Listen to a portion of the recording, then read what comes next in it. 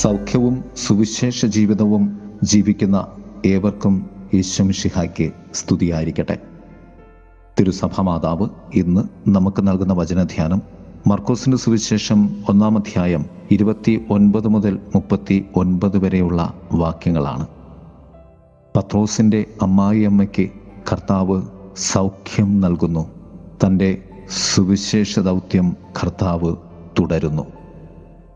3 ചിന്തകളിലൂടെ ഈ ധ്യാനം നമുക്ക് നടത്താം. 1. ആത്മീയവും ശാരീരികവുമായ രോഗശാന്തി. ആത്മീയ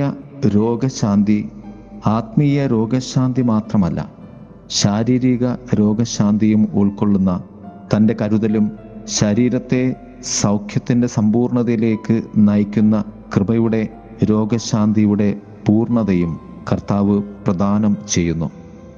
യേശുവിന് നിശ്ചയമായും രോഗത്തിന് മേൽ അധികാരമുണ്ട്. യേശു ദൗത്യത്തിൻ്റെ കാതലാണ് സൗഖ്യം. അത് സംഭവിക്കുന്നത് ക്രിസ്തുവിൻ്റെ അധികാരവും ശക്തിയും അവൻ കടന്നുപോകുന്ന എല്ലാ ഇടങ്ങളിലും എല്ലാവരിലും അനർഘം നിർഗളിക്കുന്നു എന്നതാണ്. യെശയ്യാ പ്രവാചകന്റെ പുസ്തകം 61-ാം അധ്യായം അധികരിച്ചുകൊണ്ട് കർത്താവ് ആരംഭിക്കുന്ന തൻ്റെ പരസ്യ ജീവിതത്തിൻ്റെ ധർമ്മവും അതുതന്നെയാണ്. പത്രോസിൻ്റെ ഭവനത്തിൽ ചെന്ന് യേശു അവളെ സ്പർശിച്ച് സൗഖ്യപ്പെടുത്തുന്നു. യഹൂദ റബ്ബിമാർ ഒരിക്കലും ഒരു സ്ത്രീയെ, പ്രത്യേകിച്ച് രോഗിണിയായ ഒരു സ്ത്രീയെ സ്പർശിക്കാറില്ല.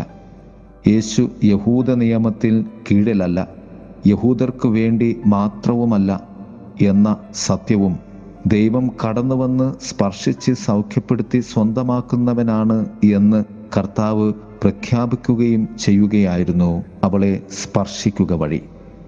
2. പ്രഘോഷണം എന്നത് വാക്കുകൾക്കും സന്ദേശങ്ങൾക്കും അതീതമാണ്. ക്രിസ്തു പ്രഘോഷണത്തിൻ്റെ കാതലായ ഭാഗമാണ് ക്രിസ്തുവിൻ്റെ വിജനതയിലെ പ്രാർത്ഥന. അതുപോലെ തന്നെ ജനക്കൂട്ടത്തിൽ നിന്നും ഒറ്റയ്ക്ക് മാറി നിൽക്കുന്നത് ജനക്കൂട്ടത്തിന് വേണ്ടി തന്നെയാണെന്ന ബോധ്യമാണ് മർക്കോസ് സുവിശേഷകൻ നൽകുന്നത്. കാരണം വിജനതയിലെ പ്രാർത്ഥനയ്ക്ക് ശേഷം ശിഷ്യന്മാർ പറഞ്ഞു, എല്ലാവരും നിന്നെ അന്വേഷിക്കുന്നു. കർത്താവ് പറഞ്ഞു, നമുക്ക് അടുത്ത പട്ടണങ്ങളിലേക്ക് പോകാം.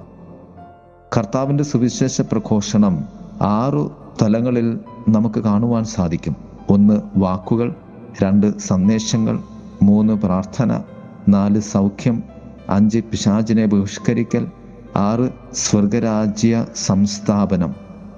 അതുകൊണ്ട് തന്നെ കർത്താവായ യേശുനാഥൻ്റെ ഓരോ സൗഖ്യത്തിൻ്റെ ഉള്ളിലും ഈ ധർമ്മങ്ങളൊക്കെയും ഉൾച്ചേർന്നിരിക്കുന്നുണ്ട്. 3. നാം യേശു യാത്രികർ, അഥവാ യേശുവിൻ്റെ കൂടെ യാത്ര ചെയ്യുന്നവർ. ക്രിസ്തു കടന്നുപോയത് പ്രകൃതിദത്തമായ യുദ്ധയാത്രയിലൂടെയാണ്, പ്രാപഞ്ചിക യുദ്ധഭൂമിയിലൂടെയാണ്, നന്മയും തിന്മയും തമ്മിലുള്ള യുദ്ധത്തിലൂടെയാണ്. കർത്താവ് നന്മകൾ ചെയ്തുകൊണ്ട് ചുറ്റി സഞ്ചരിച്ചു എന്ന അർത്ഥത്തിലാണ് സുവിശേഷം നമ്മോട് പറയുന്നത്. പിശാചിനെയും അവൻ്റെ സകല ചെയ്തികളെയും തകർത്ത് തോൽപ്പിക്കുക എന്നതായിരുന്നു യേശു ജനനത്തിൻ്റെയും യേശു യാത്രയുടെയും കാരണം തന്നെ. യാക്കോബ് ശ്ലീഹ പറയുന്നത്, തിന്മയെ എതിർക്കുക, അവൻ നിന്നിൽ നിന്ന് പറന്നകന്നു പോകും. അത് സംഭവ്യമാകുന്നത് ക്രിസ്തുവിൻ്റെ അരികിലേക്ക് നാം നയിക്കപ്പെടുകയും അവൻ നിന്റെ അരികിലേക്ക് ചേർന്നിരിക്കുകയും ചെയ്യുന്നതിലൂടെയാണ്. അതാണ് സൗഖ്യത്തിൻ്റെ പൂർണ്ണത.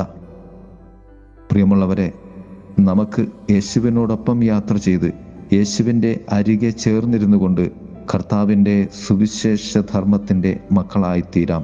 ദൈവം നമ്മെ സമൃദ്ധമായി അനുഗ്രഹിക്കട്ടെ.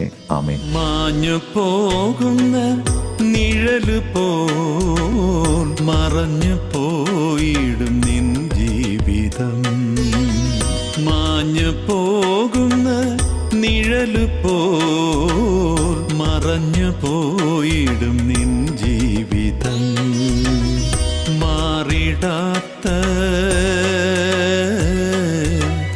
മാറിടാത്ത യേശുവിൽ നീ സമർപ്പിക്കുമോ നിൻ ജീവിതം. മാഞ്ഞു പോകുന്ന നിഴലു പോൽ മറഞ്ഞു പോയിടും നിൻ ജീവിതം.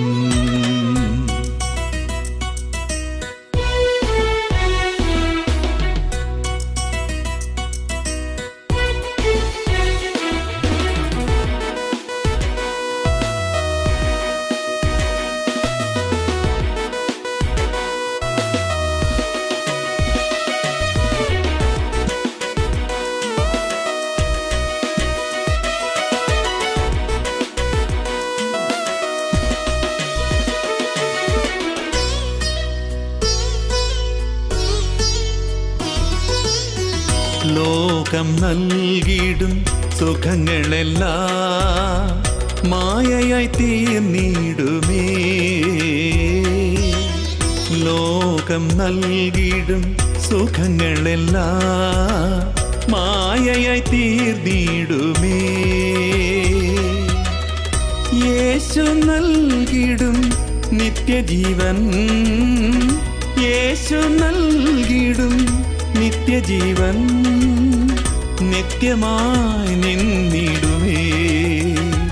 അത് നിത്യമായി നിന്നിടുമേ. മാഞ്ഞു പോകുന്ന നിഴലു പോൽ മറഞ്ഞു പോയിടും നിൻ ജീവിതം.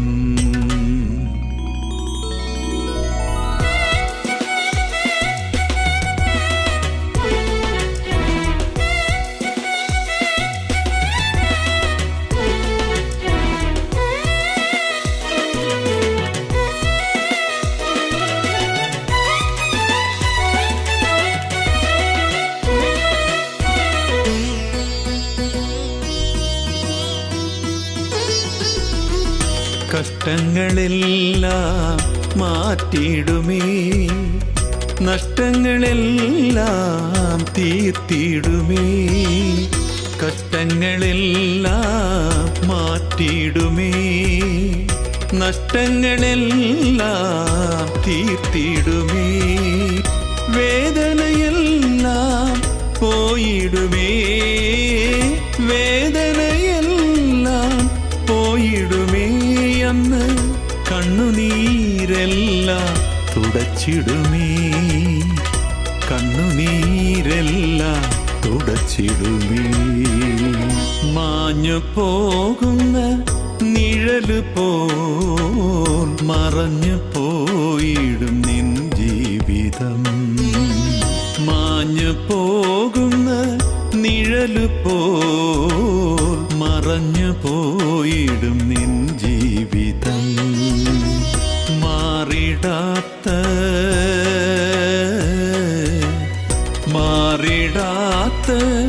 യേശുവിൽ നീ സമർപ്പിക്കുമോ നിൻ ജീവിതം? മാഞ്ഞു പോകുന്ന നിഴലു പോൽ മറഞ്ഞു പോ